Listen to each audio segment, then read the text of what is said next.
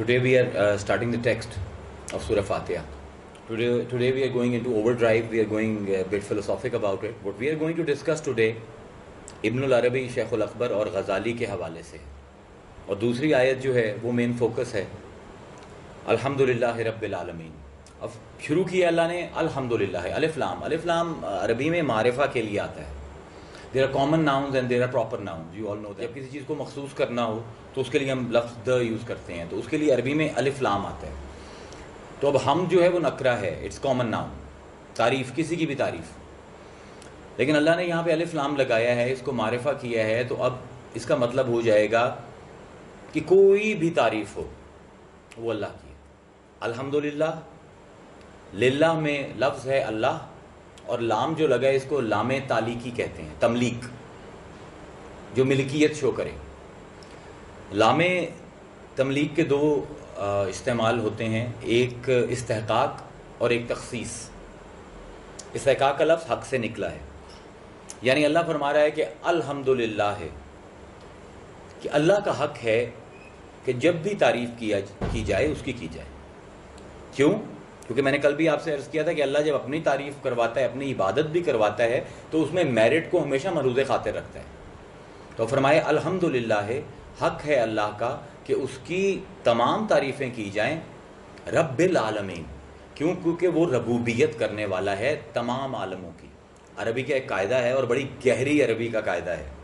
وہ یہ ہے کہ عربی زبان بڑی لطیف ہے. اس میں جب آپ عقلاء کے لیے جمع کا صیغہ استعمال کرتے ہیں تو اس کا طریقہ اور ہے، اور غیر عقلاء کے لیے جب جمع کا صیغہ استعمال کرتے ہیں اس کا طریقہ اور ہے.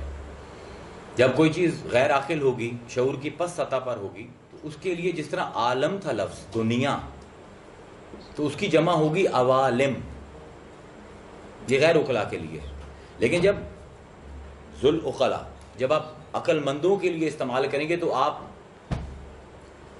طریقہ فرق ہو جائے گا. اب دو طریقے ہیں، یا یہ اور نون لگائیں گے جمع کی، یا واو اور نون، یا عالمین یا عالمون. اب یہاں پہ پروردگار فرما رہا ہے الحمدللہ رب العالمین. اگر آپ دنیا پر غور کریں تو غیر عاقل بہت زیادہ ہیں اور عاقل بہت کم ہیں. دنیا کا میجر پورشن جو ہے وہ واٹر، جمادات، نباتات، حیوانات، جن کو ہم غیر عقلاء میں شمار کرتے ہیں، اور پھر انسان ہیں. اور انسان کتنے ایک عاقل ہیں آپ سب لوگ جانتے ہیں. اللہ تعالیٰ سیدھا جو استعمال فرما رہا ہے وہ عقلاء کا ہے، الحمدللہ رب العالمین. اب یہ کیوں ہے؟ تو شیخ الاکبر فرماتے ہیں کہ اس کی وجہ یہ ہے کہ پروردگار نے پہلے فرمایا ہے بسم اللہ الرحمن الرحیم. بلیغ اور ابلغ دونوں صیغے، رحیم اور رحمان دونوں استعمال کیے ہیں. تو اب اللہ تعالیٰ اپنی شان رحمت دکھا رہا ہے کہ میں اتنا رحیم ہوں اور اتنا پیار کرتا ہوں اپنے عقلاء سے، اپنے قریبی لوگوں سے، کہ اگر دنیا میں وہ چند بھی ہوں تو میں ساری دنیا کو برداشت کرنے کے لیے تیار ہے. رب العالمین ہے. اور یہاں پر ہی شیخ الاکبر فرماتے ہیں کہ یہاں سے سبق یہ ملتا ہے کہ اچھوں کے ساتھ جڑ جاؤ، چاہے جتنے نکمے ہو گئے، اگر اچھوں کے ساتھ جڑ گئے تو یہ اللہ تعالیٰ کی سنت ہے کہ وہ چند عاقلوں کی وجہ سے پورے عوالم کو عالمین کر رہا ہے. یہاں پہ ہم جب رب کا لفظ استعمال کرنے یا پالنے کا لفظ استعمال کرتے ہیں تو بڑی محدود سی اس کا ہم سکوپ لیتے ہیں، ہورائزن بڑا لیمیٹڈ سا ہے. ربوبیت کو جب آپ عربی کے حساب سے دیکھتے ہیں تو رب اس پالنے والے کو کہتے ہیں جو عین کسی کی ضرورت کے مطابق دے، اور اس انداز میں دے کہ جس جگہ وہ چیز اس وقت ہے وہ عطا ملنے کے بعد وہاں نہ رہے، وہاں سے اٹھ جائے، بلند ہو جائے. اس کو رب کہتے ہیں. ایک تو عین جو اس کی ضرورت ہے اس کے مطابق دے، اور اس انداز سے دے کہ وہ چیز ارتقا پذیر ہو، وہ چیز ترقی کرے. اور پانی کی بوند جو بارش میں برس رہی ہے اس کو نمی درکار ہے تو اس کا رب بھی وہی ہے. اگر دن کو اجالا درکار ہے تو روشنی دینے والا بھی وہی ہے، اور اگر رات کو اندھیرا درکار ہے تو وہ ربوبیت اندھیری کی کرنے والا بھی وہی ہے. لیکن اللہ تعالیٰ اپنا حق جتلاتے ہوئے بھی یہ بتا رہے ہیں کہ دیکھو تمام تعریفیں میرے لیے ہیں، اور میں اس کا حق کس لیے رکھتا ہوں کہ میں نے تمام عالموں میں جتنی بھی مخلوقات بنائی ہیں ان سب کی ربوبیت کا انتظام کیا ہے. اور دوسرا جو تخصیص کا معاملہ ہے لام تملیک کا, that is the most difficult concept to drive home. اس میں الف لام معرفہ کا جب آپ لیں گے اور لام تملیک دونوں ملیں گے تو نتیجہ یہ نکلے گا کہ جو بھی تعریف ہو رہی ہے وہ اللہ ہی کر رہا ہے، اور جس کی بھی تعریف ہو رہی ہے حقیقتاً وہ اللہ کی تعریف ہو رہی ہے. کیوں جی صحیح کہہ رہا ہوں نا؟ اس کا کوئی نحوی کوئی صرفی میرے سے اختلاف نہیں کر سکتا اس ترجمے سے.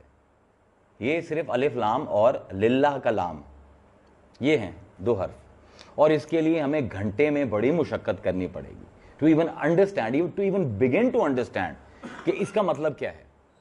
ذات کی بحث از آلویز دا ٹرکیسٹ بحث کسی بھی علم میں. تو یہ جو میں ذات کا لفظ استعمال کر رہا ہوں اس سے مراد کیا لی جائے؟ کیونکہ مسئلہ یہ ہے کہ کبھی کسی نے ذات کو دیکھا نہیں. یہ جو آپ کو نظر آ رہا ہے یہ جسم ہے، یہ ذات نہیں ہے. It's not the being, it's just a physical appearance. تو ذات ہے کیا؟ ذات کا مظاہرہ ہمیشہ صفات میں ہوتا ہے. The being is always validated through attributes. تو ذات خود کبھی بھی قابل مشاہدہ نہیں ہوتی، لیکن اس کا مظاہرہ صفات میں ہوتا ہے. کیونکہ ذات میں نے کبھی دیکھی نہیں تو میں حکم کیسے لگاؤں کہ کوئی ذات ہے؟ وہ حکم لگتا ہے صفات کی وجہ سے. مثلا میں کہتا ہوں یہ چھت سفید ہے، تو اب سفیدی ایک صفت ہے. چھت سفید ہے یہ کہنے کے لیے چھت کا کوئی وجود ضروری ہے، چھت کی کوئی ذات ضروری ہے. میں یہ نہیں کہہ سکتا سفید ہے، مجھے کسی نہ کسی چیز کے ساتھ ایٹریبیوٹ کرنا پڑے گا اس ایٹریبیوشن کو، تبھی جا کے وہ ویلڈ ہوگی. ہر صفت کو موصوف کی ضرورت ہے. تو جب بھی ذات کا ذکر آئے گا تو آلویز انڈرسٹینڈ کہ ذات قابل مشاہدہ نہیں ہے، صفات قابل مشاہدہ ہیں یا نہیں، اس کا فیصلہ بھی ابھی کرتے ہیں. مثلا میں کہتا ہوں کہ فلاں صاحب ذہانت کی صفت پائی جاتی ہے ان میں. اب ظاہر ہے ذہانت کو کوئی ظرف تو چاہیے. اب کسی کے ساتھ تو ذہانت کو ایٹریبیوٹ کیا جائے گا، تو وہ چیز جس کے بارے میں حکم لگا رہا ہوں کہ یہ ذہین ہیں، وہ ذات ہے اور ذہانت صفت ہے. تو ذات کو تو مشاہدہ میں کر نہیں سکتا، تو کیا صفات کا مشاہدہ ممکن ہے؟ سخاوت کی کیا شکل ہے؟ ذہانت کا کیا رنگ ہے؟ سخاوت کا کتنا حجم ہے، کتنا وزن ہے اس کا؟ نہ ذات کا مشاہدہ ہے نہ صفات کا مشاہدہ ہے. تو جب نہ ذات کا مشاہدہ ہے نہ صفات کا مشاہدہ ہے تو مشاہدہ کس کا ہے؟ مشاہدہ صرف افعال کا ہوتا ہے، اعمال کا. بس ذات کا اظہار ہیں صفات، اور صفات کا نتیجہ یا اظہار ہیں افعال، عمل. میں صرف عمل کہتے ہیں. تیمور صاحب سخی ہیں، اب سخاوت کا وصف پایا جاتا ہے. مجھے کیسے پتا ہے؟ میں نے سخاوت تو نہیں دیکھی. کوئی غریب آیا، اس نے صدا لگائی اللہ کے واسطے کچھ پیسے دو، ان کی جیب میں انہوں نے ہاتھ ڈالا، جتنے پیسے نکلے اٹھا کے اس کے ہاتھ میں رکھ دیے. اب میں نے صرف عمل دیکھا، اس عمل سے مجھے پتہ لگا کہ ان میں صفت سخاوت پائی جاتی ہے. اور کیونکہ ہر صفت کو موصوف درکار ہے تو اس موصوف کا نام تیمور ہے.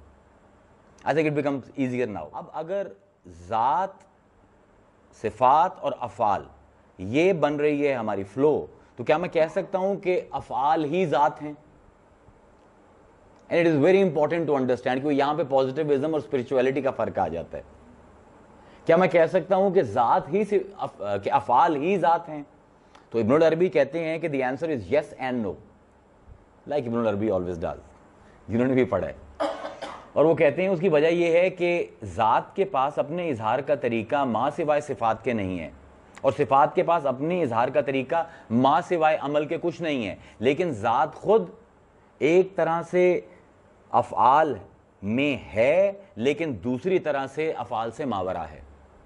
اب it's a tricky concept again, like all the concept of ابن العربی. تیمور بھائی یہ گائک ہیں، گائکی ایک صفت ہے. مجھے اس کا شعور کب ہوگا؟ جب یہ گائیں گے. میں نے سنا تو مجھے پتہ لگا کہ یہ گائک ہیں، اور اس صفت کا اطلاق میں نے تیمور بھائی پر کیا. تو یہ افعال کے ذریعے صفت تک پہنچنا اور صفت کے ذریعے موصوف تک پہنچنا ہے. یہ تو ہے میرا اینگل، مفعول کا اینگل جو سن رہا ہے. اب ان کے اینگل سے اگر آپ دیکھو گے تو معاملہ اور ہوگا. کیونکہ ہمیشہ جب معرفت کی آپ راہ چلتے ہیں تو ایک تو مخلوق کی نظر سے خالق کو دیکھنا ہوتا ہے، اور دوسرا خالق کی نظر سے مخلوق کو دیکھنا ہوتا ہے. If you cannot have both eyes, both angles، آپ کی معرفت جو ہے وہ وجدان تک نہیں پہنچتی ہے.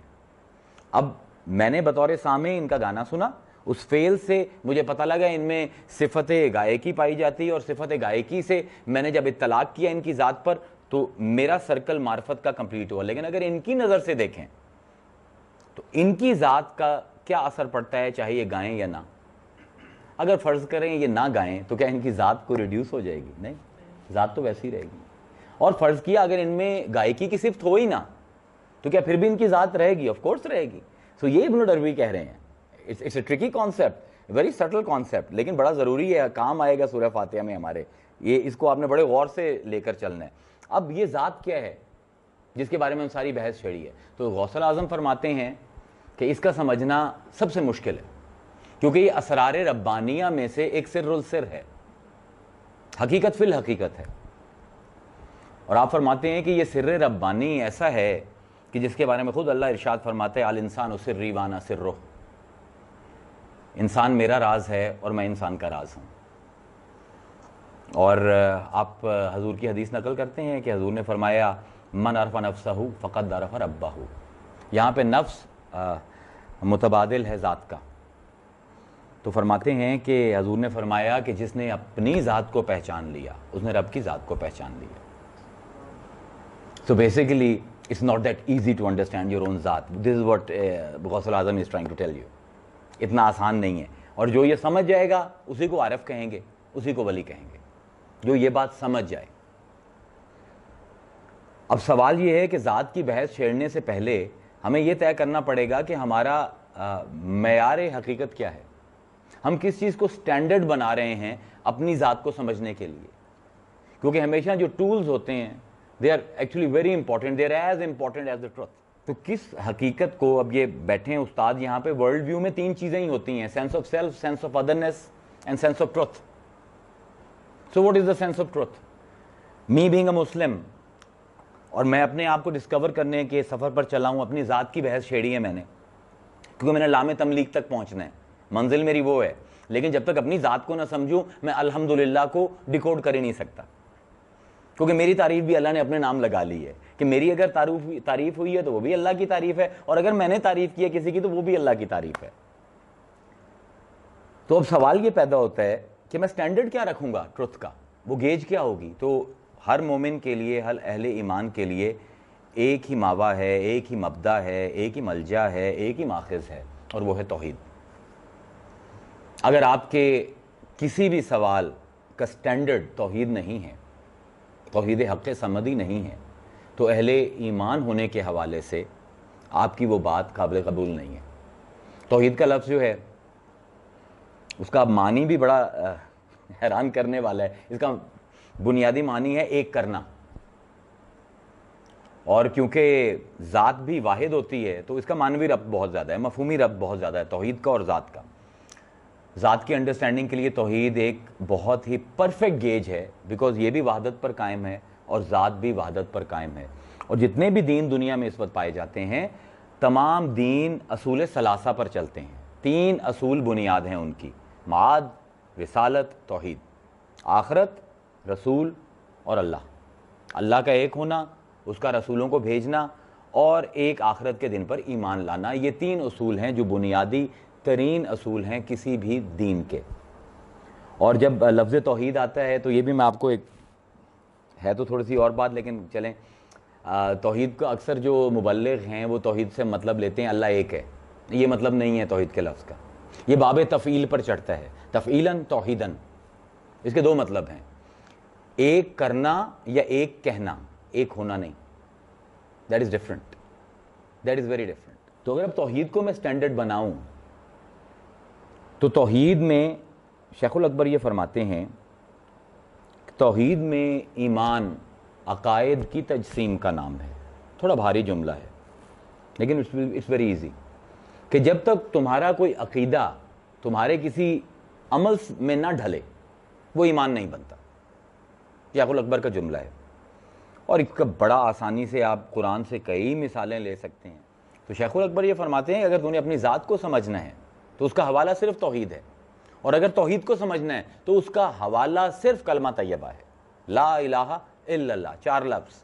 لیکن وہ کہتے ہیں کہ جس طرح تیری نماز قائم نہیں ہوتی جب تک اس کی تجسیم نہ ہو جائے, جب تک تیرے رگو پے میں بس نہ جائے. اس طرح یہ کلمہ بھی خالی رٹے لگانے سے, تسبیح پڑھنے سے اور سر ہلا ہلا کے لا الہ الا اللہ کی ضربیں لگانے سے کچھ حاصل نہیں ہوگا, جب تک یہ اس حد تک تیرے اندر راسخ نہ ہو کہ تیرے سانس لینے سے بھی اور تیرے اٹھنے میں, تیرے بیٹھنے میں, تیری گفتار میں, کردار میں, رفتار میں, ہر معاملے میں اس کلمے کی جھلک نظر آئے. کہ کس طرح ہو کہ کلمہ جو ہے وہ اتنا میرے اندر اتر جائے کہ میرے ہر عمل پر اس کی چھاپ لگ جائے توحید کی.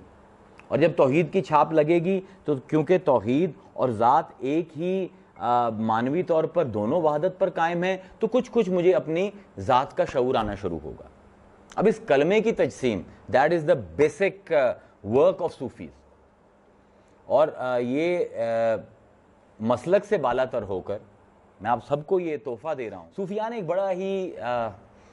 بڑا ہی کارآمد فارمولہ دیا ہے, بہت ہی آسان, اٹس ویری سمپل. اور وہ کہتے ہیں کہ اگر تم اس کو کلمے پر لاگو کر لو تو قیامت تک تمہارے اوپر علوم ربانی رکیں گے نہیں. Every time there will be a new opening for you, علمی حساب سے. صرف یہی 4 لفظ لا الہ الا اللہ, ان کی تجسیم کیسے کرنی ہے. اور یہ کسی مسلک کے لیے پابندی نہیں ہے, کوئی بھی مسلمان جو بھی صاحب ایمان ہے وہ اس کو آزما سکتا ہے. It's an open thing. وہ یہ کہتے ہیں کہ دیکھو یہ کائنات جو ارد گرد تمہارے بنائی گئی ہے, پروردگار نے بنائی ہے, پہلے اس کا مقصد سمجھو جس پر میں ابھی بات کروں گا. اور پھر وہ کہتے ہیں کہ کلمے کو اس کے ساتھ جوڑو. اب کیسے؟ کہتے ہیں کوئی بھی سچویشن ہو تم دیکھو اس میں لیسن کیا ہے. اور کوئی بھی ایکسپیرینس جو ہے, ہمیشہ یاد رکھو, ہر ایکسپیرینس اللہ کے کسی نہ کسی اسم کے ماتحت ہو. تو وہ کہتے ہیں کہ پورے قرآن کو دیکھو, اس میں جتنے بھی اسماء ربانی ہیں یہ موتی ہیں بکھرے ہوئے, ان کو چنو. اور لا الہ, الہ اس میں صفت ہے, الا اللہ, اللہ اس میں ذات ہے. ابھی ذات اور صفات کی بحث کی ہے, صفت اور موصوف کی, اس کو ذہن میں رکھیں. وہ کہتے ہیں کہ الہ کی جگہ بھی وہ اللہ کا نام لگا دو اور اللہ کی جگہ بھی اللہ کا نام لگا دو. اب پہلے ارد گرد دیکھیں, اب what they are trying to tell you, it's very simple, it's not complicated at all. کہ میں یہ دیکھ رہا ہوں کہ کیلیگرافی ہے, اب یہ تخلیق ہے کسی کی, اب یہ میرے ماحول نے مجھے ایک ان پٹ دی ہے کہ this is this calligraphy and it has been created by somebody. لیکن میں نے اب تجسیم کرنی ہے کلمے کے حوالے سے, تو میں کہوں گا لا خالق الا اللہ, اللہ کے سوا خالق کوئی نہیں ہے. اور وہ شیخ الاکبر کہتے ہیں تمہاری توحید مکمل تب ہوگی جب اللہ کی جگہ پر بھی وہی صفت آ جائے, لا خالق الا الخالق. میں دیکھتا ہوں کوئی امیر آدمی آیا ہے, اعلیٰ حضرت آئے ہیں, تو میں کہتا ہوں کہ یہ تو بڑے امیر ہیں. تو شیخ الاکبر کہتے ہیں کہ فوراً اپنا ذہن کلمے کی طرف لے جاؤ, لا غنی الا الغنی, کوئی امیر نہیں ماں سوائے اس امیر کے. Very very simple formula, very very simple formula. کوئی خوبصورت چہرہ دیکھتے ہو تو تمہاری نظریں اسی چہرے پر نہ رک جائیں, فوراً قرآن دیکھو اور اس کو کلمے میں اس اسم کو فٹ کرو, لا جمیل الا الجمیل. میں آپ کو اس کو سمجھا سکوں کہ کلمے کی تجسیم کے حوالے سے وہ فرما کیا رہے ہیں. آپ فرماتے ہیں کہ دنیا کے قیام کا مقصد کیا ہے, دنیا کو اللہ نے وجود میں کیوں لایا. اور اس میں وہ حدیث قدسی جو ان کی بہت فیوریٹ ہے, کنت کنزا مخفیہ, میں تھا ایک چھپا ہوا خزانہ, فاحببت ان اعرف. یہاں پر ضروری ہے اس کو ٹرانسلیٹ صحیح طرح کیا ہے, I loved, I wanted to be known is a bad translation.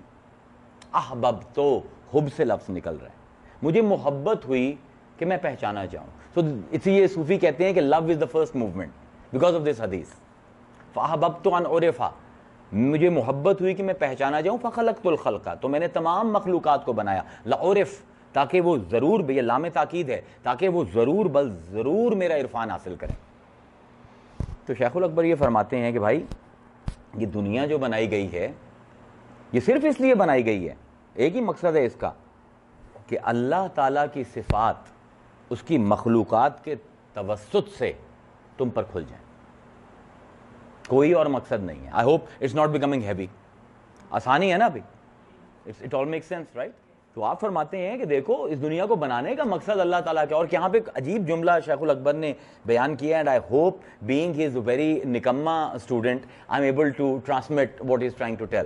وہ فرماتے ہیں کہ اللہ کی یہ سنت ہے کہ جس وسیلے سے تمہیں پیدا کرتا ہے اسی وسیلے کو تمہارے اوپر حکمران بناتا ہے، اور اسی حکومت کے وسیلے سے اپنے آپ کی پہچان کرواتا ہے، کہ جس وسیلے سے تمہیں خلق کرتا ہے اسی وسیلے کو تم پر حاکم مقرر کرتا ہے، اور پھر اسی حاکم کے ذریعے سے اپنی پہچان کرواتا ہے۔ 3 آیتیں قرآن کی ہیں۔